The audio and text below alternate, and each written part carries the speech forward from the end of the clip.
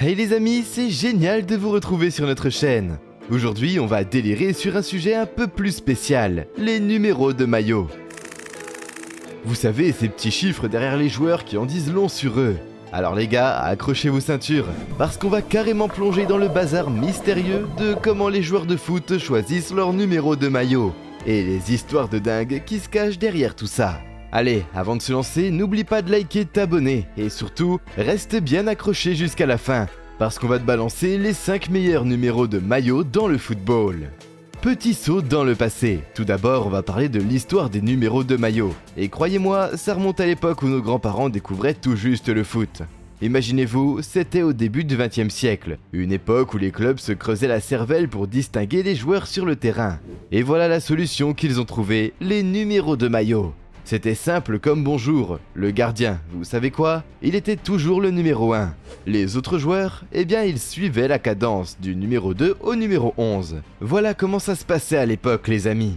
Tu sais, le foot a toujours été un terrain fertile pour les histoires incroyables. Alors, laisse-moi te balancer celle de Johan Cruyff, qui ne fait pas exception à la règle et qui a révolutionné le monde du foot. Retour dans le temps, quand les numéros de maillot se tenaient tranquilles avec la règle habituelle de 1 à 11 pour les titulaires.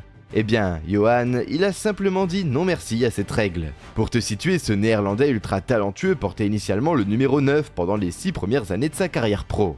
Mais un jour, en octobre 1970, avant un match contre le PSV Eindhoven, son coéquipier Jerry Muren galère à trouver son maillot fétiche. Johan, en mode super pote, lui prête donc son 9, tandis qu'il dégaine le 14, un numéro normalement réservé aux remplaçants. Et tiens-toi bien, ce maillot 14 va finalement devenir sa marque de fabrique, un peu comme son totem personnel. Maintenant, ce n'est pas la première fois qu'un joueur choisit un numéro non conventionnel. Regarde Eusebio avec son 13. Mais bon, Johan lui a élevé ce choix à un niveau de pure légende. L'histoire raconte qu'il était bien au courant de ses contrats pubs. En équipe nationale néerlandaise équipée par Adidas, il s'était fait faire un maillot avec 2 bandes au lieu de 3, pour pas froisser son partenaire Puma. Il est devenu tellement attaché à ce numéro 14 que lorsque ça a été son tour de partir jouer aux États-Unis, il a osé arborer son nom dans le dos, une idée qui sortait totalement du cadre de cette époque. Non, attends, car l'histoire de Johan ne s'arrête pas là. Bien sûr, il ne pouvait pas porter ce numéro 14 tout au long de sa carrière. Lorsqu'il a rejoint le Barça, il a été obligé de repasser au bon vieux numéro 9. Et le truc super funky, c'était lors de la Coupe du Monde 1974. Les numéros de maillot étaient distribués selon l'ordre alphabétique. Du coup, Jan Youngbloed, le gardien, s'est retrouvé avec le numéro 8. Pourquoi pas, hein? Mais Johan a été un exemple de cette règle. Pourquoi? Parce que le mec était devenu un symbole à part entière. En tant que premier dans l'ordre alphabétique de l'équipe, il aurait logiquement hérité du numéro 1. Mais au lieu de ça, il a gardé son numéro fétiche, le 14. Un peu de légende, pas mal de superstitions, et voilà comment Johan Cruyff a marqué l'histoire en s'affichant avec un maillot pas comme les autres. Les numéros portent bonheur. Mais trêve de bavardage, passons à des trucs plus sérieux. Les numéros qui portent chance. Imaginez-vous avec votre soda bien frais, en train de discuter foot. Laissez-moi vous parler de Lionel Messi, le magicien du ballon. Ce gars-là, il a acheté son dévolu sur le numéro 10, le chiffre béni des légendes comme Pelé et Maradona. Messi, il veut montrer qu'il est là pour marquer l'histoire à sa manière, tout comme ses idoles. Et puis, il y a le cas de Cristiano Ronaldo, le mec au style légendaire. Lui, il a misé sur le numéro 7. Pourquoi? Parce que George Best, ce monstre de Manchester United, était associé à ce numéro mythique. Ronaldo l'admirait comme un fou, alors il a carrément pris la relève. Petit hommage et anecdote touchante. Je ne sais pas si vous êtes prêts pour un truc encore plus touchant, mais bon, faut qu'on en parle. Parfois, les joueurs choisissent leur numéro pour rendre hommage à leur héros. Prenez Neymar par exemple, quand il a débarqué à Barcelone, il a tout simplement enfilé le numéro 11. Et pourquoi donc? Parce que son père était un fan absolu de Zico, ce prodige brésilien qui arborait fièrement ce numéro. C'est pas classe ça? Et puis, nous avons la légende de la défense milanaise, voilà Paolo Maldini. Ce grand patron italien, il a pris le numéro 3 pour marcher sur les pas de son père, qui avait porté ce même numéro. Une histoire familiale qui respire le foot sous toutes ses coutures. C'est un peu comme dire « Hey papa, je suis là pour poursuivre ton héritage sur le terrain ». Ça montre à quel point ces numéros sont bien plus que de simples chiffres. Ils portent des histoires, des rêves et des liens incroyables avec le passé. Anecdote croustillante en plus. C'est bon, l'émotion est passée, maintenant on va bien se marrer. Je vais vous balancer encore plus d'anecdotes croustillantes. Bien sûr que vous connaissez Ronaldinho, ce gars qui met le sourire à tout le monde, pas vrai? Eh bien quand il a posé ses valises au Paris Saint-Germain, il a décidé de prendre le numéro 21. Et pourquoi donc? Parce que c'était son jour d'anniversaire, tout simplement. Qui aurait cru que les numéros pouvaient être aussi fun, hein? Des numéros retirés et des hommages. Les gars, un truc de malade cette règle. Dans certains clubs, t'as plus le droit de porter certains numéros. Un peu à la manière de la NBA. Imaginez ces numéros-là, ils sont retirés, c'est tout. C'est comme si le maillot disait « c'était lui et personne d'autre ». Par exemple, le numéro 28 de Valbuena à l'OM, il a été associé à ce mec pour toujours. Franchement, c'est l'amour à l'état pur. Et puis tenez-vous bien, car Naples a suivi la même voie. Ils ont retiré le numéro 10 après Maradona, le monstre sacré qui a tout donné pour ce club.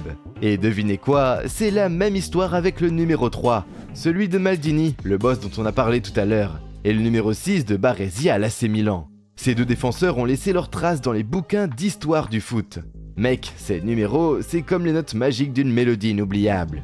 Quand tu les entends, tu te souviens instantanément des moments de folie qu'ils ont créés sur le terrain.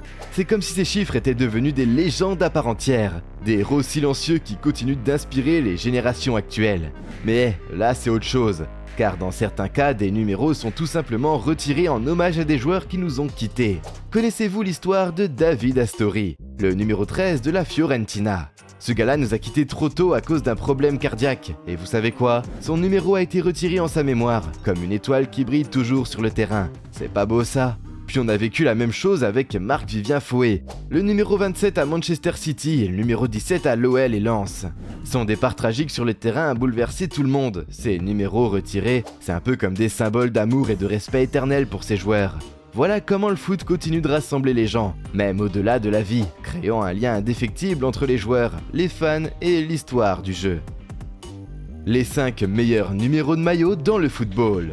Histoire de vous faire découvrir leur importance, on va explorer les 5 numéros les plus importants. Le 10, c'est comme le Graal dans le foot, le meneur de jeu, le maestro de l'équipe. On parle de créativité, de vision, de technique et de leadership. On parle de Pelé, Maradona, Messi, Zidane, Platini, Baggio, Totti, carrément une armée de légendes. Le numéro 7, c'est le symbole de l'élégance et de la puissance.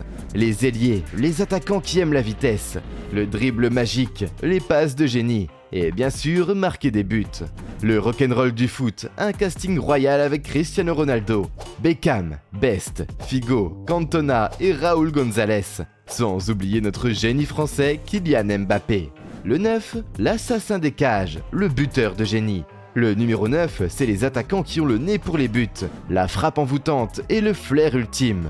Ronaldo, Nazario, Van Basten, Batistuta, Scherer, Lewandowski, Cavani, juste la crème de la crème. Le 4, c'est la forteresse, la muraille impénétrable. Ce sont les défenseurs centraux et les milieux offensifs qui sont là pour dire « no pasarán ». Contre-attaque stoppée, tacle magnifique, tout ça avec un air cool. Cannavaro, Ramos, Zanetti, Vieira, ils sont là. Le 5, la polyvalence à son meilleur. Ce sont les gars capables de jouer partout, les as de l'adaptation, l'intelligence en prime. Beckenbauer, Busquets, Terry, Piqué, Kanté, ils ont tout sous contrôle. Mais attendez, il n'y a pas que ces numéros-là dans le game. Le 8, le 11, le 14, le 23, ils ont tous leur charme et leur histoire. Gérard, Lampard, Giggs, Neymar, Cruyff, Henry, Beckham, Jordan, la liste est infinie. Un dernier truc, peu importe le numéro que vous portez, rappelez-vous que c'est vous qui faites la magie sur le terrain, avec votre talent et votre passion. Et voilà les amis, avec des récits émouvants, des hommages qui touchent et une pincée de magie, vous avez maintenant la combine sur comment les footballeurs sélectionnent leur numéro de maillot. Et pourquoi certains numéros sont clairement plus prisés que d'autres. Chaque numéro raconte une histoire unique, à la fois personnelle et liée à l'histoire du foot. J'espère que vous avez kiffé, et si vous avez des anecdotes sur vos numéros de maillot préférés, balancez tout dans les commentaires. N'oubliez pas de liker, de vous abonner pour plus de vidéos cool sur le foot. Prenez soin de vous et à la prochaine, bye.